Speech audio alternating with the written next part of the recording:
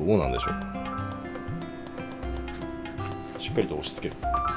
正直ね、わからないんですよね。おっと、これは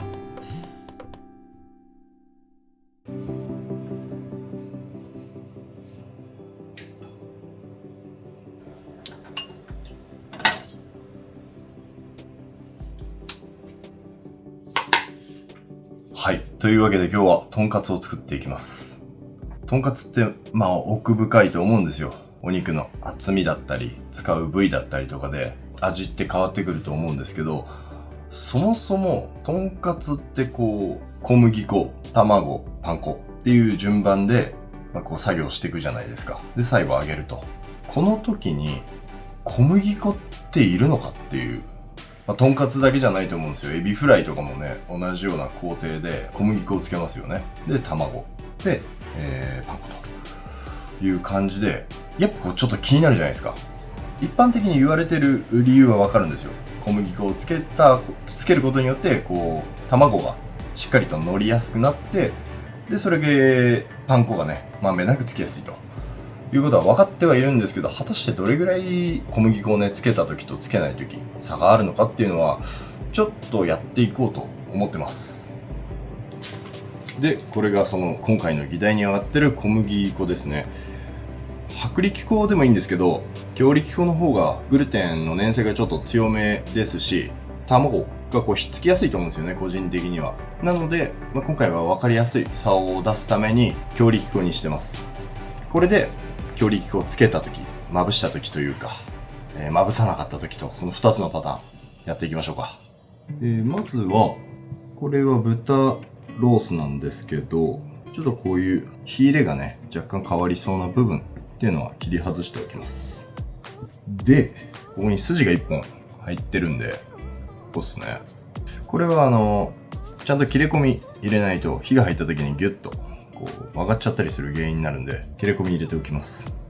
1、2センチの間隔で切れ込み入れたら、十分じゃないですかね。でもこの間にも筋が入ってたりするんで、そういう時も少し縮み防止で切れ込みを入れましょう。気持ち厚めなんでね、少し叩いてほぐしておきます。この油ついてるところは、どれぐらい外すか本当お好みですね。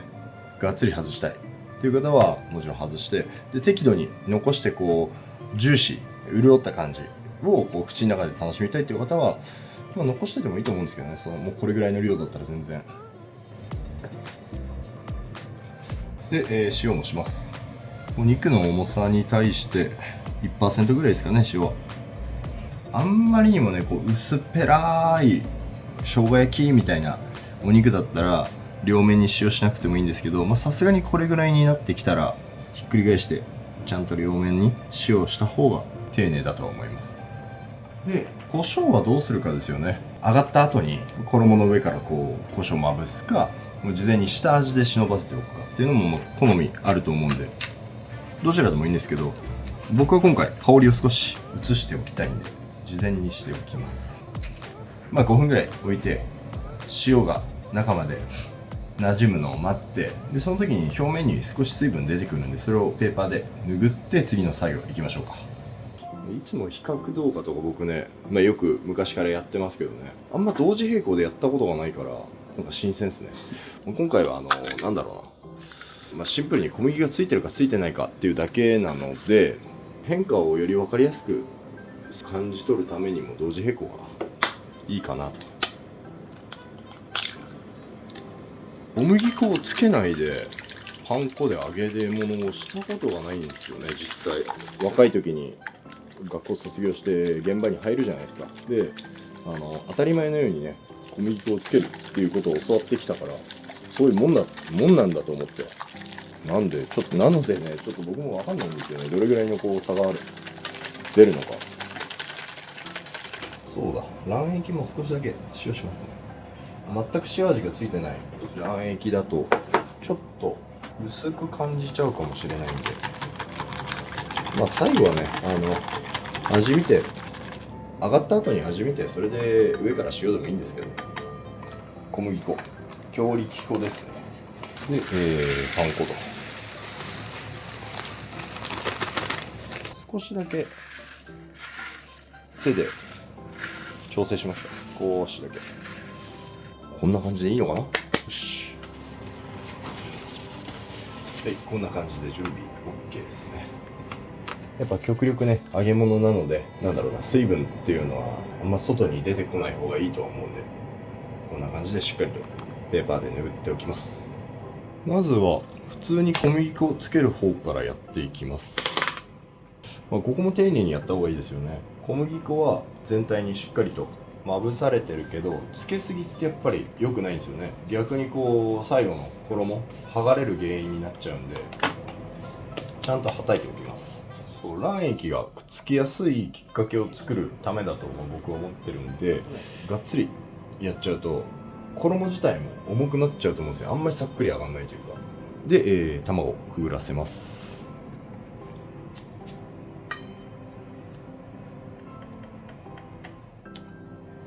こんな感じで、なるべく卵液使ってる時はあんまり手で直接は触れたくないので、ダマとかになっちゃうじゃないですか、その後パン粉につける時に。なのでこうやってフォークとか使って、このままパン粉の方に移動させます。で、しっかりとまんべんなくパン粉をまとわりつかせます。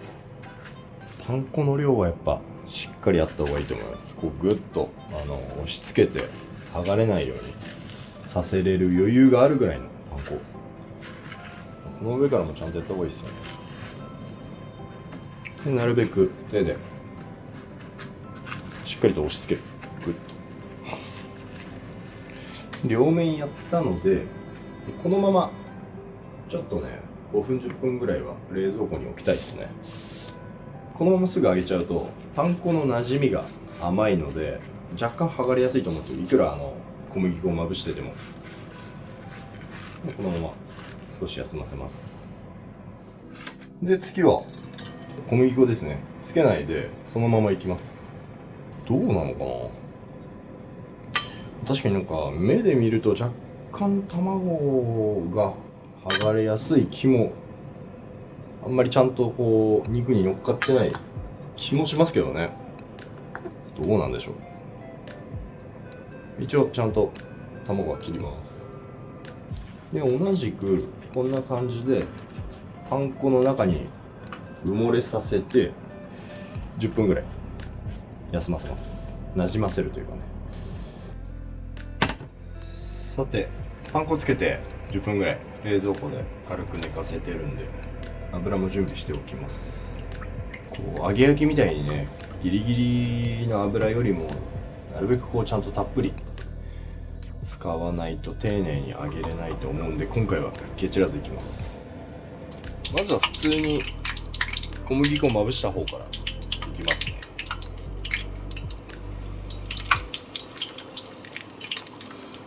で、最初はなるべく触らない方がいいですよね。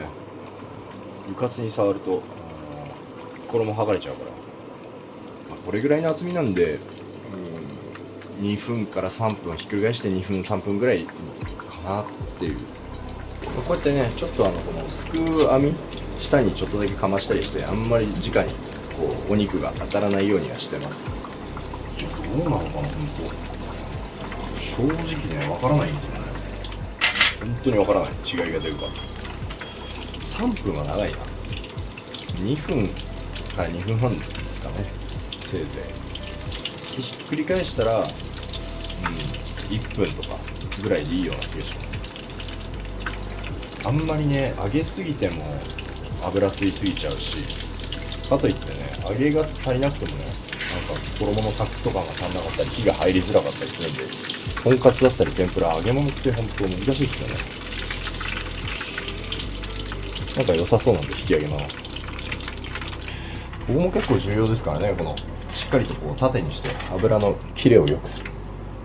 そうしないとやっぱどうしても脂っこい感じが拭えなかったりするんで。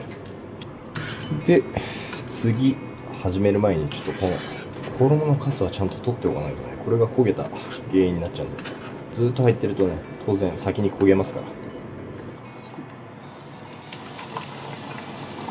これが小麦粉つけてない方ですね。さっきも話したんですけどね、パッと視覚で見る感じはそんなに衣の乗り具合は変わってないかなって思うんですけど、大きくは、目では違いは確認しづらいかなっていう。なんか揚げてる時も卵がついてるからそんな水分が外に激しく逃げてる感じもしないですけどね。なんかもっと水分が外に逃げてバチバチバチってなるかなとかは思ったけど、そんなこともなさそう。はい、まあこれも、1分半1分半ぐらいですかね。なので引き上げます。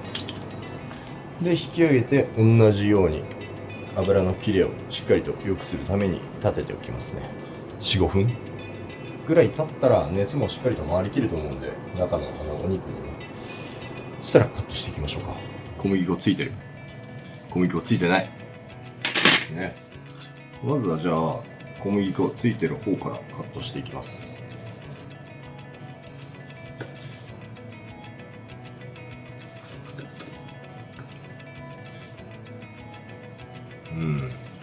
まあ見た目は、間違いないかなっていう。しっかりびっしり小麦も周り、肉の周りにピチッと綺麗な線でついてる感じですね。じゃあお次はというと、問題のこの小麦粉がついてない方カットします。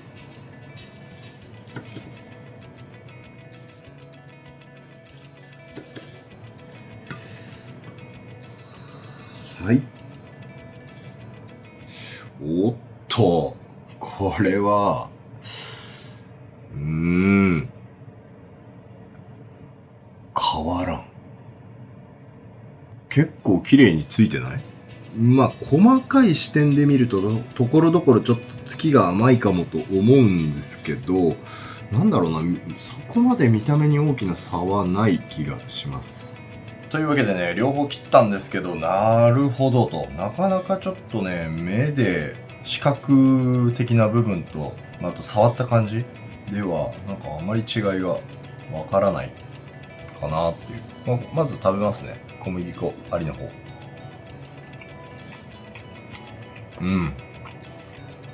味が抜群に決まっちゃってうまい。いいっすね。美味しいとんかつ。あえて今回決着がちょっと強めな強力にしてるから衣ががっしりしてるっていう印象は受けます。でこっちが、小麦粉なし。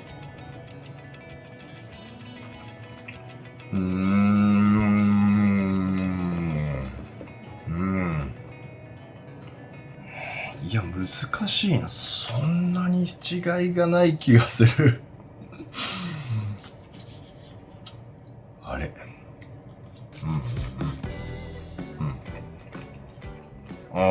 でも立て続けに食べると若干油吸ってる感じがしますね。なんだろうな、衣のさっくり感がちょっと弱い気はするけど、でも家で普通に提供してもらう時に食べたら正直そんな変わんない気はするんですよね。っていうくらいな気がするな。なんかお店で出てくる時の揚げ物としてはもちろんこっちが絶対だと思うんですけど、やっぱりシチュエーションがガラッと変わってお家とかで食べる分には本当全然いい気がするけどな。もうちょっと変化あると思ったけど、そんな感じでちょっと自分の中ではね、一応結論は出ましたね。家であまり手間をかけたくないっていう場合にサクッと揚げ物を食べたいという人には、あまり変わらない気がしました正直。いろんなシチュエーションの違いはあると思うんですよ。揚げ手の技量だって多少はねあると思うし、パン粉の付け具合とか、やっぱそういうのでちょっとした積み重ねで差ってね広がっていくとも思うんで、今回ねあくまで僕の1分の1の検証でしかないんだけど、あとは内側の数字測った時に例えば小麦粉つけてない方が油の吸収率が高かったりする場合もあるじゃないですか。とか、小麦つけてない方が、水分が外に逃げてたっっていう、そういう可能性もね、もちろんあるんですけど、ただ、まあ、目隠してパッて出された時はちょっと、違いを測るのは難しいかなって思いましたね。あとはパン粉の粗さとかでも全然違ってくるじゃないですか。こう、乗り方が。とかね、肉の厚みとかでも全然違ってくるし、これがお肉じゃなくてね、例えばエビとかだったら、エビフライとかでも変わってくると思うんで、あくまでいろんなパターンのうちの一つという感じで、まあ、小麦粉なしでもやってみてもいいかもと思った人はちょっとね、試しにやっていただいてもいいんじゃないですかね。うん。そうやってちょっといろんな声もね、知りたいですね、これは。いやー、結構いい検証じゃないですかこれ。結構いい検証だったなと思いますね。うん。ただ、突き詰めていくんだったら絶対、こう、小麦粉をつけたりして、さっくりと揚げてったりとか、当然まあ、こっちだとは思うんで、そこは誤解のないようにいていただけたらと思います。はい。ということで、今回は、その小麦粉、果たしているのか説、検証でした。次回の動画もぜひお楽しみに。